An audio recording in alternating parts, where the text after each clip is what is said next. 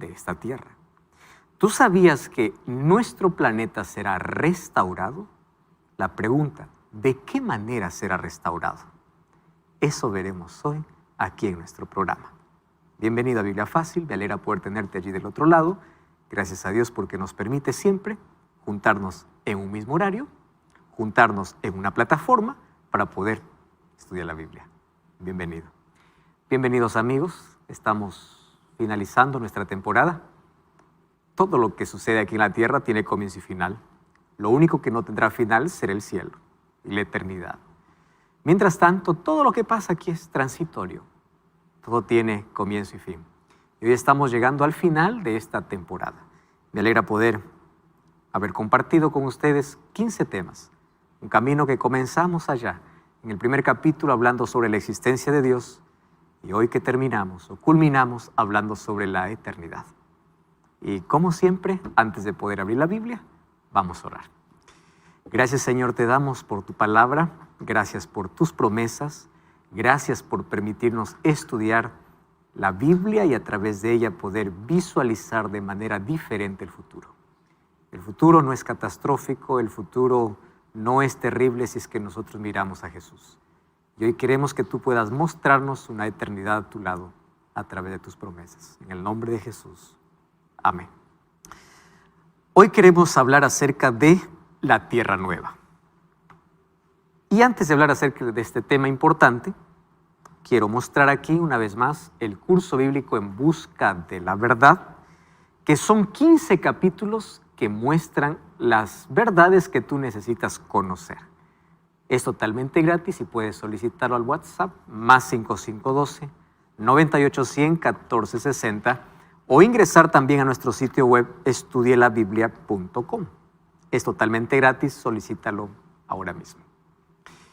Nuestro tema de hoy es el milenio, Tierra Nueva. Sobre el milenio ya hablamos. ¿Qué sorpresas Dios nos tiene reservado para la eternidad? ¿Cómo es que será restaurada o renovada este planeta? Porque fue el único que, cuando salió de las manos de Dios, era perfecta. Entró el pecado, la deterioró, pero luego Cristo la restaurará completamente. Antes de la restauración del planeta, la restauración comienza ¿dónde? En el corazón del ser humano. Dios primero quiere restaurar al ser humano y cuando todos aquellos que han sido restaurados por Él estén en el cielo, finalmente terminará restaurando el planeta. Hoy vamos a ver cómo será esa restauración. Estudiamos aquí que la promesa de la venida de Jesús no es una posibilidad, es una realidad. Las señales anuncian su venida, anuncian su regreso, cada vez estamos más cerca de ello. Apocalipsis 22:12 dice, aquí yo vengo pronto y mi galardón conmigo, la palabra galardón es recompensa, para dar o recompensar a cada uno según fuese su obra. Es decir, la recompensa no se da antes. Voy a hacer aquí un paréntesis. Cuando alguien piensa que cuando uno muere va a sufrir por sus pecados o va al cielo a disfrutar, significa que ya tiene recompensa. Y eso es una idea antibíblica, porque Jesús dice aquí, yo vengo para dar a cada uno su recompensa. Nadie recibe recompensa adelantada, con excepción de hombres que Dios llevó, y están mencionados en la Biblia. ¿Quién está? Enoc, Elías y Moisés, como dice el libro de Judas. Ellos tres ya están disfrutando la recompensa. Toda la humanidad está esperando la recompensa. Cuando vamos al libro de Hebreos, capítulo 11, encontramos una galería de hombres y mujeres de fe. Está incluido Abraham, Isaac, está Jacob, está Gedeón, está una galería. Pero el versículo 39 dice que ni ellos alcanzaron la recompensa. ¿Qué significa eso? Aún ellos no están disfrutando del cielo. Por eso es que no hay intercesor más que Cristo. No está San Pablo, ni San Abraham, ni San Juan, nadie. Todos están esperando la recompensa. ¿Y la recompensa lo dará cuándo? Cuando Cristo regrese. Yo vengo para recompensar a cada uno.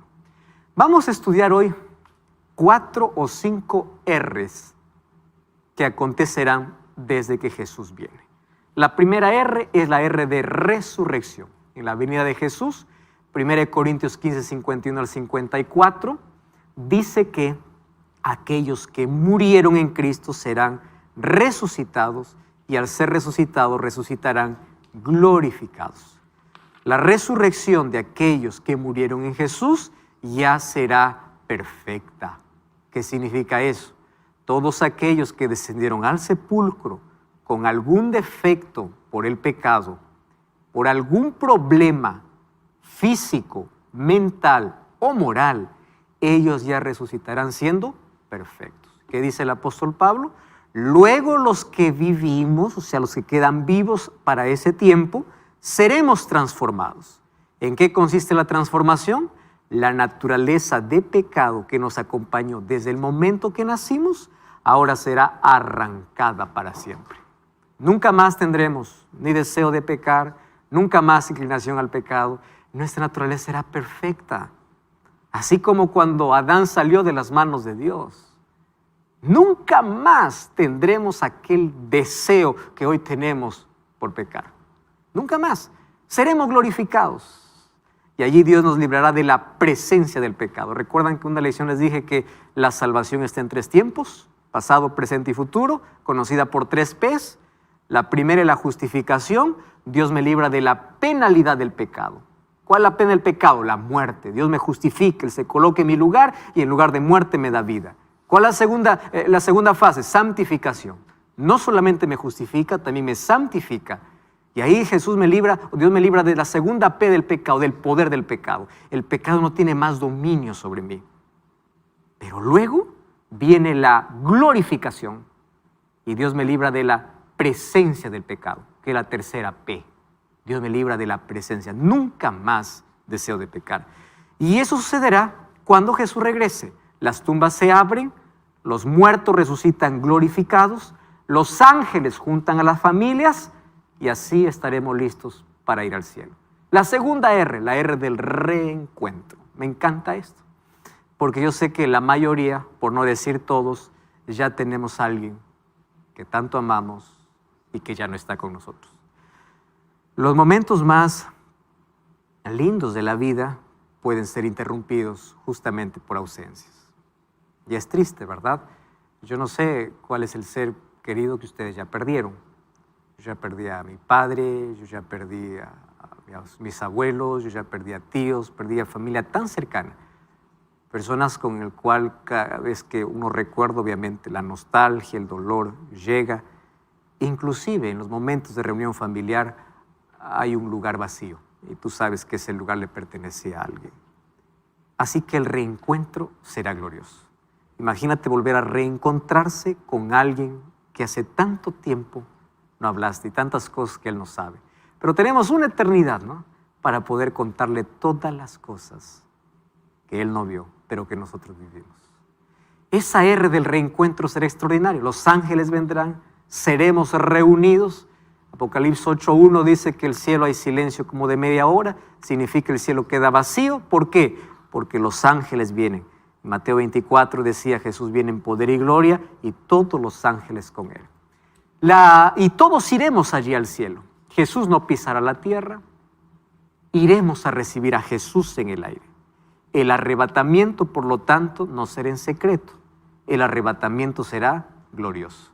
Seremos arrebatados. ¿Cómo iremos al cielo? No sabemos. Obviamente que la mayoría tiene en su cabeza que nos crecerán alas. Hay diferentes maneras como Dios traslada. Ustedes saben que a Elías Dios lo trasladó en carros de fuego. ¿Cómo son esos carros de fuego? Ni idea, ¿no? Podemos apenas imaginar, pero nunca saber exactamente cómo es. Iremos con alas, iremos sin alas. ¿Cómo? Pues no sé. No hay revelación sobre ello. Lo que sabemos es que recibiremos a Cristo en el aire. Yo imagino aquella impresión primera donde por primera vez veamos cara a cara a Jesús, ¿no? Ese Jesús que tanto hablamos, tanto amamos, de ese Cristo que dio su vida por nosotros. Tercera R es la R de respuestas. Y me encanta esta R porque todas las cosas que aquí yo no puedo responder, Dios las responderá. Y Él tendrá todo el tiempo del mundo para mí, para decirme el porqué. una de las cosas que yo entiendo dentro de la soberanía de Dios es que hay cosas ilógicas que Dios permite. Y lo permite siempre para mi bien, aunque para mí siempre sea doloroso. ¿Saben qué cosa me sorprende? Miren, Enoc caminó con Dios. Y porque caminó, lo llevó al cielo. Soberanía. Abel caminó con Dios y fue obediente a Dios. Y por su obediencia y fidelidad, murió. ¿Cómo explicas eso? Soberanía. Tú oras por una persona que es buena. Y tú dices, Señor, por favor, sálvala, Señor. Tiene que vivir. Una persona buena, extremadamente. Termina la oración, muere. Oras por una persona que es mala. Tú dices, ojalá que muera rápido. Algunas veces el ser humano dice, ya vivió. Oras y se sana. ¿Cómo entiende la soberanía de Dios? Gente orando por personas y muere, gente orando por otros vive. ¿Cómo entiendes una tragedia inexplicable? ¿Cómo entiendes, cómo explicar deformaciones de gente que ya nace con ciertas limitaciones sin haber hecho nada en la vida? Nunca se entiende. Pero hay una cosa que sí entendí. Nosotros, de un rompecabezas, apenas vemos una pieza. Pero Dios ve el cuadro. Entonces, cuando tú sientas que hay una pieza que no encaja en tu vida, piensa que Dios ya tiene listo el rompecabezas. Pero mi problema es que yo me enfoco en la pieza que falta y no en el cuadro completo. Por eso es que en la eternidad tendremos respuestas para cada porqué de la vida. Aquí no. Y otros misterios que aquí no serán resueltos. La R de respuestas. Me encanta porque incluso en el cielo, recuerdan que en el tema del milenio vimos de que Dios responderá por qué se perdió el que se perdió. La eternidad comenzará sin rastro de dudas. Sin dudas. Todas las preguntas serán respondidas. Y allí viene, ¿y cómo será esa ciudad? Hebreos capítulo 11, versículo 10, hablando acerca del cielo, dice Hebreos 11:10, porque esperaba la ciudad que tiene fundamentos, cuyo arquitecto y constructor es Dios. A mí me encanta acompañar a los arquitectos, porque de paso yo admiro mucho la paciencia que tienen ellos para diseñar y para convertir un caos en un paraíso. Créeme que a mí me encanta ver cómo ellos muestran un terreno árido, un terreno horrible, y al costado te colocan un plano, ¿no? Y en ese plano te dice, mira, en ese terreno feo va a ser construido esto. Que un ser humano con su inteligencia pueda transformar un terreno feo en un lugar precioso, es espectacular. Pero ustedes imagínense que el arquitecto de la ciudad celestial no es el hombre, es Dios. Si el ser humano puede sorprendernos con sus planos, la ciudad que Dios tiene preparada es algo que ni siquiera hemos imaginado. Ni siquiera la más fecunda imaginación consigue imaginar o entender qué cosa es lo que Dios ha hecho. Si el ser humano puede sorprender teniendo una mente finita, una inteligencia limitada, imagínense Dios. Y esta ciudad es construida por Dios. Apocalipsis 21:11 dice que esta ciudad tiene la gloria de Dios y esto no entra en mi cabeza. Les voy a decir por qué. La ciudad celestial no está iluminada con luz eléctrica. No hay energía, no hay motor, no hay luz solar, no hay panel. Es la gloria. ¿Cómo es que la gloria de Dios va a iluminar la ciudad? Pues en mi cabeza no entra. Ningún ser humano me puede explicar cómo es la gloria de Dios porque no habrá ni sol ni luna. Dice que la gloria de Dios es la que ilumina. Su fulgor era semejante a la de una piedra. ¿Cómo entender que la gloria de Dios es semejante a piedra preciosa, piedra de jaspe y diáfana como el cristal? ¿Saben por qué no lo entendemos? Porque ni siquiera Juan, cuando lo vio, lo sabía explicar. Yo no sé si ustedes alguna vez en la vida se han encontrado en algún momento donde ustedes quieren narrar algo y el vocabulario falta. Pero uno tiene tantas palabras para explicarlo, pero falta. Cuando es extremadamente precioso, cuando es un momento extremadamente diferente, tú quieres buscar las palabras y no le encuentras. Cuando Juan vio la ciudad que se le mostró en visión, él no sabía explicarlo. Entonces él usa figuras conocidas porque lo que ve es desconocido. Ustedes van a encontrar que cuando describe la Santa Ciudad, él siempre lo describe, es como. Al decir es como, no significa es igual, significa es parecido. Pero yo no puedo explicarte. Imagínense cómo Juan aquí usa jaspe preciosísima, piedra de jaspe, diáfana como cristal. Juan, defíneme, ¿cómo es? Es que no sé explicarte. Y apenas te estoy explicando ¿qué cosa? La gloria. No te estoy explicando la ciudad, la gloria de Dios. Espectacular, ¿verdad? Veamos algunos detalles de esta ciudad. Miren lo que dice Apocalipsis capítulo 21, versículo 12. Dice así: tenía un muro grande y alto con 12 puertas. Las 12 puertas, 12 ángeles, nombres inscritos, que son las 12 tribus de los hijos de Israel. La palabra muro en sí, en profecía, representa seguridad. Es la ciudad más segura, y claro, porque no habrá más corrupción. Pero presten atención aquí a algunos detalles. 12 puertas, 12 ángeles. ¿Y por qué dice 12 puertas y 12 ángeles? Ahí está, 12 puertas para comenzar, está haciendo una referencia a lo que Jesús dijo en Lucas capítulo 13, versículo 29. Vamos a ver ahí, Lucas capítulo 13, versículo 29.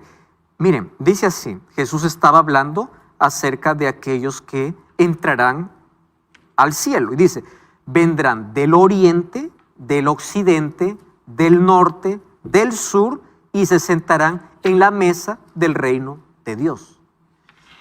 Esta ciudad tiene lugar para todos y tiene varias entradas. ¿Y por qué hay ángeles? Los ángeles es la representación de que todo aquel que entre allí entra porque ha sido invitado, o mejor, aceptó la invitación que Dios le dio. Esta es una ciudad segura, estable, y ustedes van a encontrar que en Apocalipsis mucho se va a repetir la palabra 12. 12 puertas, se va a repetir, ¿no? 12 varias veces. 12 en numerología bíblica es parecido al 7. El 7 representa plenitud. Por eso es que el 7 Dios siempre lo va a usar. Séptimo día, 7 trompetas, 7 sellos, 7 ángeles. 7 va a usarlo siempre. Y el 12 significa completo, pleno, perfecto. Entonces, esta ciudad es perfecta, es plena, es llena. ¿Qué dice Apocalipsis 21:12? Continúa diciendo, y el muro tenía 12 cimientos, continúa el 12, perfección en todo, y sobre ella el nombre de los 12 apóstoles del Cordero. ¿Cómo es la ciudad? Apocalipsis 21:16, la ciudad se halla establecida en cuadro. Fíjense cómo lo describe Juan.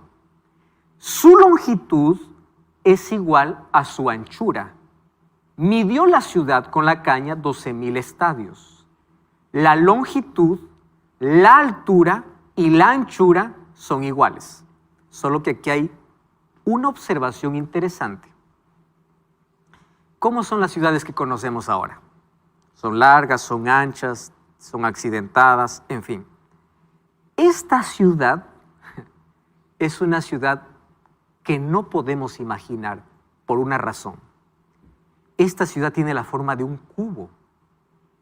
Nosotros cuando describimos una ciudad, apenas podemos describir cuánto mide de largo y cuánto mide de ancho. Nada más. Pero dice que esta ciudad tiene 4 medidas: longitud, anchura, altura. ¿Cómo es que la ciudad se va para arriba? Y un demógrafo comenzó a hacer más o menos, tomando la descripción de Juan, ¿cuánto mediría una ciudad que tiene 12,000 estadios de longitud, de altura y de anchura? y más o menos estamos hablando de unos 2.200 kilómetros cuadrados planos. Y entonces allí se consultó cuántas personas pueden caber en un lugar con esta extensión donde tenga anchura, largura, pero también altura. ¿Y saben a qué conclusión se llegó? Que en una ciudad así habría espacio para 8 veces más de lo que hoy existe en la Tierra, de los habitantes de la Tierra. Cabería para 8 veces más de la población que hoy tiene la Tierra. ¿Ustedes imaginan una ciudad en cubo? Yo no lo imagino. Lo que está mostrando aquí es una ciudad que tiene una estructura totalmente diferente. ¿Qué más tiene esta ciudad? Apocalipsis 21, 23 y 22, 5. La ciudad no tiene necesidad ni de sol ni de luna que brille en ella, porque la gloria de Dios la ilumina y el Cordero es su lumbrera. Qué impresionante, ¿no? Aquí nosotros energía nuclear, energía solar, panel solar, pagamos por energía. Allá dice, la gloria de Dios es suficiente. No hay ni sol, no hay luna, no hay nada. La gloria es suficiente para iluminar. ¿Cómo es eso? Pues indescriptible. Apocalipsis 22:1, después me mostró un río limpio de agua de vida. Ojo, el río limpio dice que es de agua de vida, resplandeciente como cristal. ¿De dónde salía? Del trono de Dios y del Cordero. ¡Wow! Del trono de Dios sale un río que es como el cristal. Yo sé que ustedes ya conocen algunas playas, por lo menos aquí en Brasil o allá en México, ¿no? Hay playas de agua tan cristalinas. No tenemos esa suerte los que tenemos litoral con el Pacífico, ¿no? Con el Océano Pacífico las playas son oscuras. Con el Atlántico las cosas cambian un poco. Pero hay lugares tan espectaculares donde uno queda maravillado al ver desde la orilla cómo el agua va cambiando de color. Y cuando uno va allí, pues se encuentra que es tan transparente. Pero lo que yo no entiendo de lo que Juan me quiere explicar es que del trono sale el agua y es como el cristal. Y ustedes saben que cuando hablamos de cristal, el cristal tiene multicolores. Y es agua de vida. Está describiendo aquí Juan, ¿no?, cómo es que ve la santa ciudad. Y en Apocalipsis 22:2 dice que en medio de la calle de la ciudad, a uno y al otro lado del río, o sea, a la orilla del río, ¿qué cosa estaba? El árbol de la vida. Y el árbol de la vida produce 12 frutos, dando cada mes su fruto, y las hojas del árbol son para sanidad de las naciones. Hay 2 cosas que me llaman la atención. Número 1, los frutos, y número 2, las hojas. Vamos a entenderlo un poquito en su contexto. 12 frutos cada mes. ¿Dónde está? A orilla de el árbol de vida. ¿Qué cosa está? O a orilla del río de la vida, ¿qué cosa está? El árbol de la vida. Todas las cosas que Adán y Eva perdieron en el Edén, ¿dónde están? En el cielo. ¿Por qué Adán y Eva fueron excluidos del Edén? Para no comer del árbol de la vida. Ahora, ¿cómo entender el árbol de la vida? Cada mes da un fruto diferente, o tiene un sabor diferente, o tiene un color diferente, no lo sé. Pero es un árbol que produce frutos que prolonga la vida, por eso es que seremos eternos. Fruto. Número 2, hojas. ¿Por qué dice para sanidad? ¿Acaso habrá enfermedad? No. Cuando habla de sanidad, la palabra griega es terapeuan, que significa equilibrio. O sea, nosotros al comer de ese fruto que produce o que alarga la vida, que hace que nunca envejezcamos, porque ahora lidiamos con la vejez, ¿no? Llega una edad y uno dice, quiero ser más joven. Y uno, ahí el ser humano ha inventado tantas cosas para intentar agarrarse a la juventud, pero por más que te agarres, un día se te va. Bueno, esto te va a mantener, ¿qué cosa? No solamente con vida, con vitalidad, con juventud, sino también con equilibrio. ¿Qué cosa equilibrio?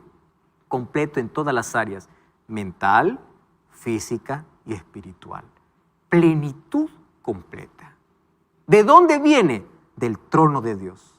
¿Qué cosa sale del trono de Dios? Un río de agua de vida. ¿Qué hay a orillas del río de agua de vida? El árbol de la vida. Para traer vitalidad y eternidad. Para perpetuar la vida. Muy bien, pero ¿qué cosa es lo que sucederá después de los 1000 años? Eso ya vimos en un programa anterior. ¿Qué cosa? Después que se cumplan los 1000 años, descenderá la nueva Jerusalén. ¿A dónde? A la tierra. Solo que aquí va a ocurrir algunas cosas interesantes. Antes que la nueva Jerusalén se asiente sobre la tierra necesita ser purificada. Y antes que sea purificada, ¿qué cosa ocurre? La segunda resurrección. ¿Recuerdan cuál era la primera resurrección? La resurrección de aquellos que murieron en Cristo. ¿Y cuál es la segunda resurrección? Aquellos que murieron rechazando a Cristo, junto con aquellos que estuvieron vivos en la venida de Jesús, pero no se fueron con él. Entonces resucitan. Satanás sale, los engaña y dice, miren esa ciudad, podemos vencerla, vamos a pelear. Ahí están los capitanes que nunca perdieron una guerra, están los mayores generales, están los mayores emperadores, está la gente poderosa, la gente inteligente, está gente brillante. No se olviden lo que yo les dije, el lago de fuego estará lleno de gente buena, inteligente, brillante, gente que no hizo tantas obras del mal, pero siempre rechazaron a Cristo. Siempre rechazaron a Cristo. Porque la salvación no depende de lo que yo haga, sino de lo que permita que Dios haga en mi vida, por su gracia. ¿Qué sucede entonces allí? ¿Cómo será purificada la tierra? ¿Existirá un fuego eterno? ¿La gente estará quemándose por la eternidad? Eso vamos a responder ahora, después de esta brevísima pausa. No cambies el canal, es un regalo. ¿Y por qué lo continuamos ofreciendo? Porque probablemente todavía no lo solicitaste. Aquí en mis manos tengo el curso bíblico En Busca de la Verdad. Aquí puedes encontrar en sus 15 lecciones aquella verdad que estás buscando. Solicítalo a nuestro WhatsApp, que es el +5512 9810 1460, o también puedes ingresar a nuestro sitio web estudielabiblia.com. Solicítalo ahora mismo, es totalmente gratis. Vamos a continuar entonces con nuestro tema sobre la tierra nueva, la restauración de la tierra. Hasta aquí hemos visto algunos eventos. Después de 1000 años, la nueva Jerusalén desciende. ¿Y qué sucede cuando desciende? Todos quieren luchar contra ella. Y cuando todos quieren conquistar aquella ciudad, es allí donde desciende del cielo fuego y azufre para acabar con todos los impíos, para acabar con Satanás y para restaurar la tierra. Yo quiero hacer aquí un paréntesis para entender algo. El fuego no fue preparado para el ser humano. El fuego que va a purificar la tierra fue preparado para eliminar el pecado y eliminar a Satanás. Nunca fue preparado para el ser humano. Para el ser humano fue preparado el plan de salvación. Entonces, ¿qué cosa va a hacer Dios? Mientras haya gracia en el cielo, va a invitar, va a llamar. ¿Para qué? Para que pueda salir del lugar donde Satanás lo tiene. ¿Por qué razón? Satanás sabe que está perdido. Él sabe que le espera. Entonces, ¿por qué él sabe que le espera? Lo que él quiere es hacer dos cosas. Que la mayoría no acepte el sacrificio de Jesús para que al final puedan tener el mismo destino que él tiene. Pero número 2, para herir el corazón de Dios. Ustedes saben cuánto dolor será para Dios haber ofrecido tanto y el ser humano se pierda, no porque Dios no quiera salvarlo, sino porque siempre rechazó al ser humano. En el plan de Dios está eliminar a Satanás y eliminar el pecado. El problema es que los seres humanos se aferran tanto al pecado que no aceptan la salvación. Escúcheme aquí, el problema no es ser pecador, el problema es rechazar a Cristo. ¿Correcto? Nadie se perderá por ser pecador, porque el cielo estará lleno de grandes pecadores transformados. La gente se perderá por haber rechazado la gracia de Cristo. Entonces, como en el plan de Dios está eliminar el pecado, tiene que eliminar. Pero como el pecado no se puede separar del ser humano, porque el ser humano en lugar de aferrarse a Cristo se aferró al pecado, Dios tiene que acabar también con el ser humano. No porque quiere destruir al ser humano, sino porque no hay manera de separarlo de aquello que se aferra. No hay manera. Ahora, ahí es donde descenderá fuego del cielo. ¿Qué dice Apocalipsis 29 al 10? Subieron sobre la anchura de la tierra, rodearon el campamento de los santos. De Dios descendió fuego del cielo y los consumió. Y el diablo que los engañaba fue lanzado en el lago de fuego y azufre. Ojo con las expresiones, lago de fuego y azufre. Donde estaba la bestia y el falso profeta y serán atormentados día y noche por los siglos de los siglos. Bueno, aquí es donde la mayoría tiene un problema para poder entender el asunto de la destrucción. ¿Correcto? Primer asunto. Vamos por cucharadita, ¿les parece? Primera cucharada. Cuando quieren conquistar el campamento, la ciudad de los santos, de Dios descendió fuego del cielo. ¿Y qué cosa dice? Los consumió. ¿Qué significa consumir? Acabar. Es lo primero que presenta el texto. De Dios desciende fuego y el fuego los consumió. Consumió es un tiempo donde cayó y se acabó. No es los consumirá eternamente. Consumió. Consumir significa acabar. Número 2. ¿Qué sucede? Existe un lago donde serán lanzados bestia, falso profeta y Satanás, obviamente, y serán atormentados día y noche por los siglos de los siglos. Esta palabra, siglos de los siglos, es una traducción. Vamos a tener que ir al idioma original para poder entender qué significa siglos de los siglos. Porque para mi perspectiva, siglos de los siglos es un tiempo que no acaba. Pero en la Biblia, la palabra siglos de los siglos deriva o ha sido traducida de una sola palabra del griego y de una sola palabra del hebreo. Vamos entonces aquí para poder entender qué significa esto. Y de allí viene el concepto del infierno. ¿Cuál es el concepto del infierno? Un lugar donde los malos permanecerán quemándose eternamente y serán atormentados. Ustedes saben que esta creencia no está basada en la Biblia. Está basada en la filosofía griega. Incluso existe un mito sobre el infierno. Entonces la mayoría de religiones obviamente ha colocado esta idea como si fuese bíblica, mas no es bíblica. Aun cuando haya personas que digan yo morí y fui para ver el cielo y el infierno, ustedes saben que hay una investigación y está comprobado que la persona que está al borde de la muerte o casi muerto, en su cerebro se generan ciertas alucinaciones donde parece que pasa por túneles, momentos de paz, parece que contempla el cielo o según su perspectiva parece que va al infierno, pero son cuestiones cerebrales. No significa que eso es real. ¿Existen personas que cuentan testimonios? Existen. ¿Basado en qué? En lo que creen antes de entrar a ese momento difícil, crítico. Pero la Biblia cuando habla de infierno, no habla del infierno que nosotros creemos. Para eso tenemos que hacer un poco de exégesis o por lo menos aproximarnos al idioma original para ver qué cosa es lo que está diciendo con infierno. Alguien puede decir, pero la Biblia habla de infierno. Claro que habla, pero no en el concepto que nosotros estamos creyendo. Vamos primero a explicar esta idea del infierno para luego ir a la Biblia y ver qué cosa es lo que está diciendo. Primera pregunta, ¿cómo un Dios de amor dejaría que las personas sufran eternamente? ¿Sería justo que uno que peca 70 años pasare trillones de años pagando por sus pecados? A ver, piensen conmigo en lo siguiente, vamos a cuestionar lo siguiente. ¿Es igual la pena de alguien que roba un celular que de alguien que mata a otro ser humano?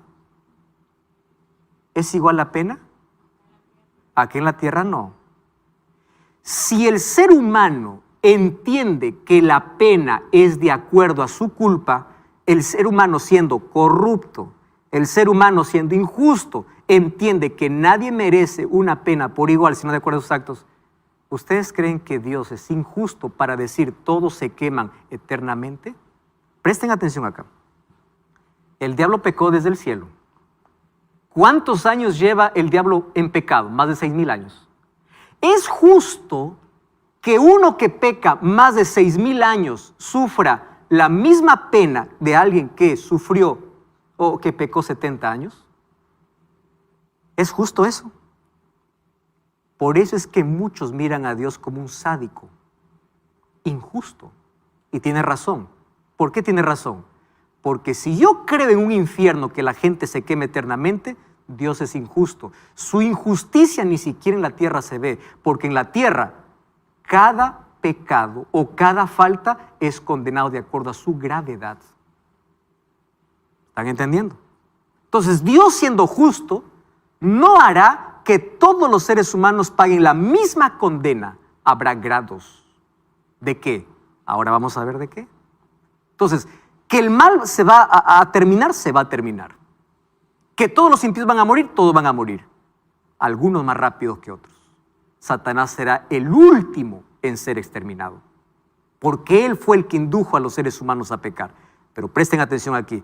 Dios no es injusto para que alguien que pecó, que vivió 70 años, pase pagando millones de años.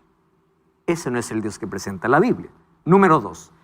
¿Cómo pasaría la eternidad pensando que un familiar está ardiendo eternamente? Yo estoy aquí en la gloria, en la eternidad, pero mi tío, mi abuelo está ahí quemándose, pues, ¿no? Eternamente. Acá hay otro problema doctrinal, Quien enseñó que amemos a nuestros enemigos tomará venganza de sus enemigos por la eternidad. Los impíos vivirán eternamente. Este es el mayor problema doctrinal. Aquellos que piensan que el impío va a morir eternamente o se va a quemar eternamente, hay un problema. ¿Cuál es el problema doctrinal? Para morir o para quemarse eternamente, primero hay que vivir eternamente. ¿Están de acuerdo conmigo o no? Claro, si algo se va a quemar eternamente, tiene que tener vida eterna. ¿Cuál es el problema? Los impíos no tienen vida eterna. ¿Quiénes son los únicos que tienen vida eterna? Los justos, los salvos. Entonces, ¿cómo se va a quemar algo eternamente si no tiene vida eternamente? ¿Están entendiendo la incoherencia que existe entre la concepción del infierno con lo que dice la Biblia? Existe un problema. Otro asunto. Quiere decir que si el pecado continúa en proceso de quemarse, el mal va a continuar. Y esto desvirtúa el carácter de Dios, porque Dios dice que Él va a terminar con el pecado. O sea, si los pecadores van a seguir ardiendo eternamente, significa que el pecado continúa existiendo en fuego, pero continúa. Y eso no es lo que enseña la Biblia.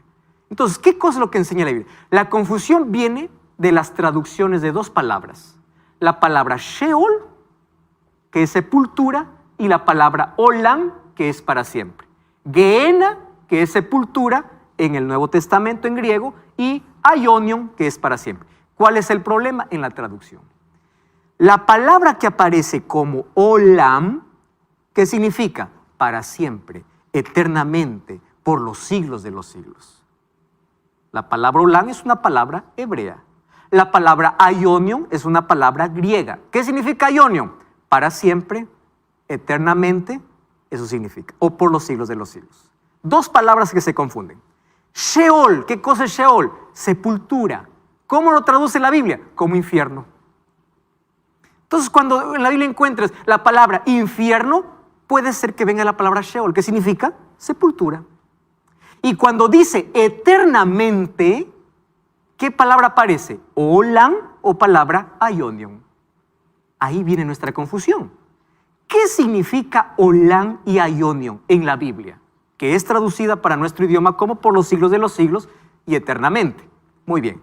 La palabra Olam y Aionion determina un tiempo con fin o un tiempo sin fin de acuerdo al sujeto donde esté el objeto. A ver, les explico aquí porque puede ser confuso. Vamos a abrir la Biblia para entenderlo mejor. Vamos al libro de Primera de Crónicas, capítulo 28, versículo 4. La Biblia mejor tiene explicación que lo que yo puedo explicar. Primera de Crónicas, capítulo 28, versículo 4. Quien está hablando aquí es David. ¿Está bien? Dice así David: Jehová, el Dios de Israel, me eligió de toda la casa de mi padre, Primera de Crónicas 28, 4, para que, ¿qué cosa dice allí? Perpetuamente. Va a depender de la versión. Algunas versiones dice eternamente. Otra versión dice para siempre. Fuese rey sobre Israel. ¿Quién está hablando aquí? David. A ver, présteme atención acá. ¿Qué dice? Dios me eligió para ser un rey eterno. ¿Qué palabra se usa? Olam. Solo que hay un problema. ¿Quién está hablando de eternidad? Es el hombre, y el hombre no es eterno. Vamos al capítulo 29. Miren lo que dice el capítulo 29, versículo 27. Y murió en buena vejez, lleno de días, de riquezas y de gloria, y reinó en su lugar Salomón su hijo. Oye David, a ver, no te entiendo. Tú me dices que vas a ser un rey eterno, pero después aparece que mueres. ¿Cómo es eterno? Ojo, cuando la palabra olam está unida a un ser humano, significa eterno mientras dure. Voy a repetir este concepto. Cuando la palabra olam, que es eterno, o aionion, que es eterno en el griego, está unida al ser humano o a lo que hace el ser humano, es eterno mientras viva. Pregunto, ¿David fue eterno rey mientras vivió? Claro, porque nadie lo usurpó su trono. Eterno. Mientras viva, eterno. Pero cuando la palabra olam está unida a Dios, es eterno sin fin. Por eso es que los santos tendrán vida eterna. ¿Por qué vida eterna? Porque el santo, ¿a quién está unido? A Dios. Y es una eternidad sin fin. ¿Y por qué los otros tendrán muerte eterna? La muerte será destruida, entonces será muerte eterna, eterna mientras dure. ¿Mientras dure qué? Cuando caiga el fuego y el azufre, comenzará a quemarse. Dice que habrá un lago de fuego. Hasta que haya materia, no se interrumpirá. Será eterno hasta que se acabe. Y yo les voy a mostrar aquí algunos textos bíblicos. Miren lo que dice el libro de Judas, un solo capítulo tiene, versículo 7. Vamos a Judas. Judas está un libro antes de Apocalipsis. Judas, versículo 7 hasta el versículo 9. Judas 7, capítulo 1, obviamente, versículo 7. Sodoma y Gomorra, las ciudades vecinas, las cuales de la misma manera que aquellos, habiendo fornicado y ido en pos de vicios contra naturaleza, fueron puestas, por ejemplo, ¿qué cosa dice que sufrieron? El fuego eterno. ¿Pero por qué dice fuego eterno? Eterno en consecuencias. Hasta que acabó la materia fue eterno, pero también fueron eternas las consecuencias. Entonces cuando Dios dice, será lanzado al lago de fuego y ahí será consumido eternamente, ininterrumpidamente, mientras haya materia, arderá. Y hay otros textos obviamente en la Biblia que habla esto. Otro asunto es que el pecado no es eterno. Cuando vamos a Malaquías, miren, vamos a Malaquías capítulo 4, versículo 1, hablando acerca de este día. Miren lo que enseña la Biblia. He aquí viene el día ardiente como un horno. Está hablando después del milenio. Y todos los soberbios, todos los que hacen maldad serán estopa. Aquel día que vendrá los abrazará, ha dicho Jehová de los ejércitos. ¿Y qué dice? Y no les dejará ni raíz ni rama. ¿Qué significa eso? El pecado será exterminado completamente. No quedará ni raíz ni rama. Las consecuencias serán eternas, así como en Sodoma y Gomorra. Sus consecuencias fueron eternas. Ahora, dice, será eliminado para siempre el pecado. Entonces el pecado no es eterno. Y si el pecado no es eterno, nadie puede estar ardiendo eternamente. La vida eterna es solamente para los salvos. Isaías 34 también habla del mismo concepto de eternidad. Entonces, el lago de fuego existirá, claro, donde las personas serán destruidas y el último en ser destruido será Satanás. Pero cada uno será destruido de acuerdo al grado de su rechazo y de su maldad. Y así Dios terminará con el planeta o con la restauración del planeta. ¿Qué dice 2 Pedro 3:12? esperando y apresurándonos para la venida del día de Dios. Miren cómo lo describe: en lo cual los cielos encendiéndose serán deshechos y los elementos siendo quemados se fundirán. Aquí viene el día ardiente como un horno, el texto que ya leímos, y no quedará ni raíz ni rama. Y luego la tierra será purificada con fuego y azufre. Según de Pedro 3:13 dice: nosotros esperamos según sus promesas cielos nuevos y tierra nueva